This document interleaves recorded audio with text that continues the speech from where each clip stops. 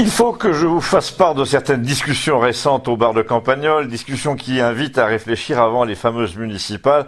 Donc plutôt que de vous faire un exposé, je vous livre le récit de la façon dont la discussion au bar s'est développée l'autre jour, on peut même dire propagée comme un incendie.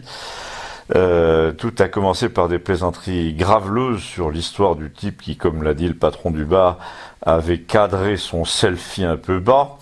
Et là, Gustave a commencé à ricaner ouvertement de l'attitude du gouvernement et des médias en disant déjà que c'était la même chose. Quoi, a demandé l'abonné au Monde, c'est quoi la même chose? Le gouvernement et les médias, c'est la même chose, a dit Gustave. Quand tu vois par exemple un journaliste qui commence ses questions par « alors selon vous, il faudrait que », c'est pas qu'il a envie de savoir ce que tu en penses, il veut que tu lui dises que tu en penses la même chose que lui, ou que le président de la République. Alors dans ce cas, t'es réinvité, et dans le cas contraire, si t'as pas envie de lécher avec les loups, eh bien, il te dicte carrément la réponse irrecevable que tu dois répéter pour te faire bien honnir par les autres membres du plateau. Genre, alors comme ça vous dites que, en cas de fermeture des frontières contre le coronavirus, il faudrait aussi soumettre les gens à un contrôle de fébrilité partout dans les lieux publics, comme en Chine, au risque de se tromper si le patient a pris de l'aspirine 1 heure avant, etc. Alors là, nous a dit Gustave, généralement, l'homme politique à qui on fait ce coup-là répond mais j'avais jamais dit une chose pareille. Et la seule chose que le journaliste, lui, trouve à répondre à son tour, c'est « Ah bon, je croyais ». Ça veut dire qu'au point de malhonnêteté où en est la presse, ou la télé et la télévision en ce moment, nous a-t-il dit, on essaie de t'intimider à chaque étape de la discussion pour t'obliger soit à rentrer dans le rang, soit à te rendre ridicule en proférant des trucs qu'on te dicte carrément. Alors, t'as un exemple précis, a dit l'abonné au Monde. Je viens de te le donner, a répondu Gustave. Non, je veux dire précis. Un journaliste, une chaîne, une heure précise pour qu'on puisse vérifier. Alors ça, a dit Gustave à la cantonade, mais la cantonade c'était surtout moi, c'est l'autre procédé de ces mecs-là. Tout le cirque que je viens de vous décrire à la télé, tout le monde a pu l'observer. Mais pour te contredire, la seule méthode qu'ils ont trouvée, ces mecs-là, c'est « je veux l'heure, je veux le lieu, la date, etc. » Et quelles sont vos sources? À les entendre, il aurait fallu faire un constat d'huissier sur le moment.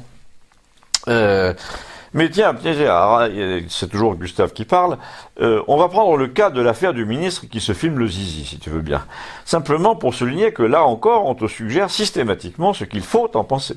Et ce qu'il fallait en penser à l'époque, c'était « Ah, mais quel scandale, ces réseaux sociaux, il n'y a plus d'intimité, nous entrons dans une ère détestable où la vie privée, ceci, cela... » Oui, surtout, le grand argument, c'est absolument sans précédent.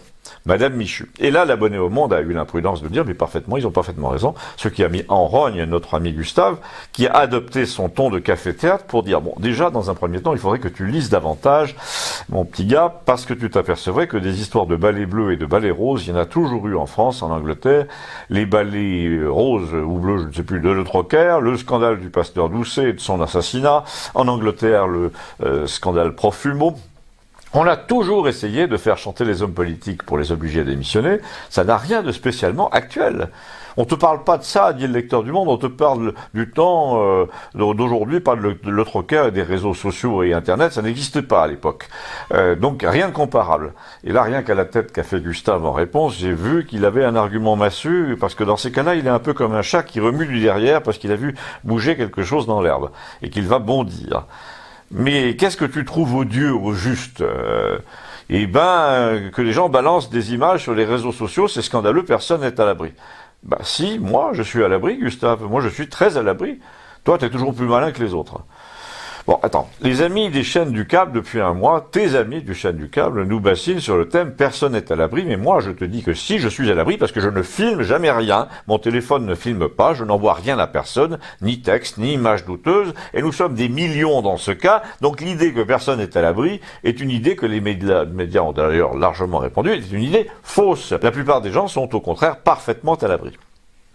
On peut, alors l'autre a répondu, on peut te filmer avec un téléphone à ton insu et balancer ça sur les réseaux. Le type n'aime pas avoir tort. Bon, d'accord, a dit Gustave, qui faisait semblant de s'incliner, je veux bien que tu aies raison, c'est honteux, il n'y a plus de vie privée, c'est une nouvelle époque qui commence, détestable, c'est sans précédent dans l'histoire, mais il y a juste un truc, c'est que tu te trompes de cible. Alors là, il fallait voir le froncement de sourcils de l'abonné au Monde, qui se doutait bien qu'il allait recevoir une torpille, et qui commençait à regarder autour de lui pour voir le soutien sur lequel il pouvait compter dans la salle. Eh bien, il était nul, aucun soutien. On aurait dit le président de la République en train de mentir en direct pendant un grand débat, si vous voyez ce que je veux dire, et il avait l'air vraiment embarrassé. Oui, parce que, a dit Gustave, je vois pas pourquoi tu veux supprimer les réseaux sociaux et la liberté de bavarder à 10 heures du soir. Ce qui est en cause, en l'occurrence, ce sont plutôt les téléphones portables, où la photo est toujours réussie, sans aucun effort, et où tu peux l'envoyer en un clic. Ça, c'est un outil diabolique. Et c'est ça qui fait qu'on a changé l'époque. Mais ça, évidemment, il n'est pas question de taxer les téléphones qui prennent des photos, ou de les interdire. Donc, quand un ministre vient t'expliquer en bouillant d'indignation, sur le ton « prenez garde », etc., en tremblant du doigt, et en chevrotant « c'est la fin de tout, ce n'est plus de la démocratie, on ne peut plus être tranquille », etc., il veut en fait dire qu'on ne peut plus faire ses magouilles tranquilles. Parce que tout le monde est devenu un peu détective avec son téléphone. Alors, en l'occurrence, si tu réfléchis, le malheur d'une famille, la honte des enfants à l'école après la mauvaise action du père, ils s'en foutent complètement. Ce qui les intéresse, c'est que personne ne contrarie leur plan de s'emparer de la mairie, de l'État, des biens de l'État souvent. En l'occurrence, ils voulaient donc quelqu'un à la mairie de Paris à leur goût, c'est tout. La dignité du candidat, la hauteur morale du type, c'est pas du tout leur problème. Ce qu'ils voulaient, c'était un type formaté, docile, incapable de résister à Bernard Arnault. C'est ça qu'ils voulaient. Donc, a dit l'abonné au Monde, tu es persuadé que le Russe a eu raison de faire chanter tout le monde. Attends, il ne fait pas chanter, il révèle. Le maître chanteur, je te le rappelle, c'est celui qui va dire « Qu'est-ce que vous me donnez pour que je ne dise rien ?» Tandis que le Russe, il balance tout, mais gratuitement. Gratuitement, tu parles, a dit l'abonné au Monde, ça arrange certains. Théorie du complot, a répondu Gustave d'un air de dire au patron, note, ça c'est un jour mémorable parce que ce mec qui nous traite de complotistes sans arrêt toute l'année croit désormais que Vladimir Poutine a envoyé quelqu'un pour faire tomber un candidat à la mairie de Paris. C'est un peu comme si tu accusais la reine d'Angleterre d'avoir téléphoné à France 2 pour faire virer la fille de la météo. Il y a quand même des limites au ridicule. Et mon cher Albert, lui a-t-il dit, tu les as pulvérisés.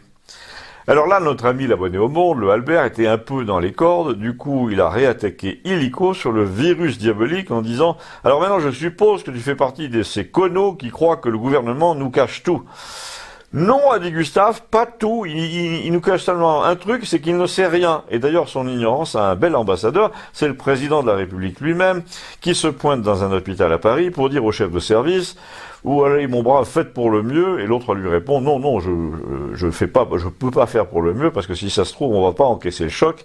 Vous avez mis les hôpitaux à genoux, et comme on ne sait rien sur cette épidémie, et comme elle peut devenir grave, si elle le devient, on ne saura pas comment faire, parce qu'on n'a plus les moyens de travailler. » Alors, mais de quoi te plains-tu, a dit l'abonné au Monde. Pour une fois que quelqu'un parlait sans filtre au président, toi qui te plains des médias téléguidés, tu devrais être content.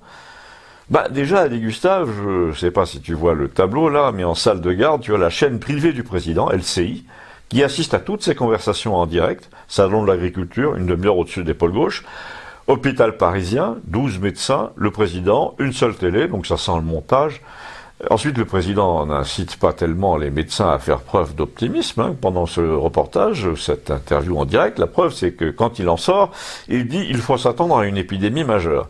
Mais surtout, sa chaîne favorite, là, la LCI, qui est toujours là quand il y a un message à faire passer, à faire tomber l'Élysée, se met à dire à longueur de débat, mince alors, ce serait terrible qu'on soit obligé d'annuler les élections municipales à cause de ça.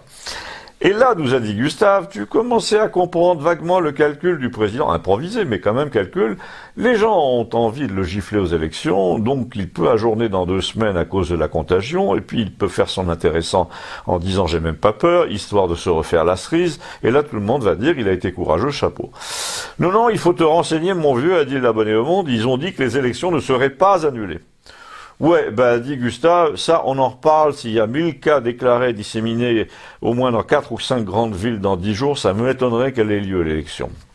Ou si elle a lieu, le nombre des abstentions va bondir, ce qui peut arranger certains, et bizarrement ce seront les mêmes, ceux qui n'ont pas du tout intérêt à entendre ce que le peuple a à leur dire.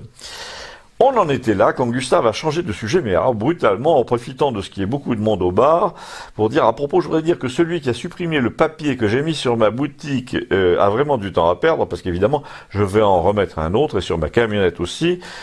Alors quelqu'un lui a demandé qu'est-ce qu'il y avait sur ce papier. Eh bien, il y avait un rappel selon lequel dans les villes de moins de 1000 habitants, on peut rayer des noms sur le bulletin de la liste au moment du vote. Et là, il s'est adressé au lecteur du Monde. Je me suis laissé dire que cette année, comme le maire n'avait pas fait le plein sur sa propre liste, tu t'es proposé. Ça serait pas toi, par exemple, qui aurait arraché mon rappel à la loi? Et l'autre a répondu, non, non, la loi, c'est qu'on l'affiche sur les panneaux électoraux, pas ailleurs. Mais de toute façon, c'est pas moi. Et là, Gustave s'est adressé à moi cette fois pour me dire, dis donc, dans ta chronique, là, tu peux pas dire à tes habitués qu'ils fassent très attention, par exemple, si un donneur de leçons essaie d'entrer au conseil municipal, tu sais, le genre de type qui dit il me semble que vous êtes mal garé, vous ne devriez pas laisser traîner ce tuyau, vous devriez remplir une citerne à la fontaine autre part et un autre jour, parce qu'il y a des arrêtés préfectoraux, vos fenêtres PVC sont pas aux normes, etc. Bref, si ce genre de mec veut devenir élu, il faut se faire un devoir de rayer son nom de la liste au moment du vote dans les élections municipales des communes de moins de 1000 habitants, et tu sais pourquoi? Et parce que c'est menacer la paix civile que de laisser monter ce genre de contremaître dans les conseils municipaux, parce qu'ensuite on va lui crever ses pneus, les enfants vont l'insulter dans la rue, il va porter plainte et on en aura pour des années d'engueulade, alors que moi je dis, nous a dit Gustave, il vaut mieux qu'il ne soit pas élu, comme ça on s'épargne tout le reste dès le début. Donc dis bien à tes abonnés, me recommande-t-il, d'apporter un stylo dans l'isoloir et de rayer le nom des chieurs de village avant qu'il ne soit trop tard. Et là, il se tourne vers l'abonné au Monde et il lui dit « Mais non, je parle pas de toi, qu'est-ce qui te fait croire ça ?» De toute façon, ai-je dit aux deux pour les calmer, si l'élection est annulée pour cause de virus, on aura le temps d'y penser, mais tu as raison, je vais en parler. Et bien voilà, je l'ai fait. À bientôt, merci.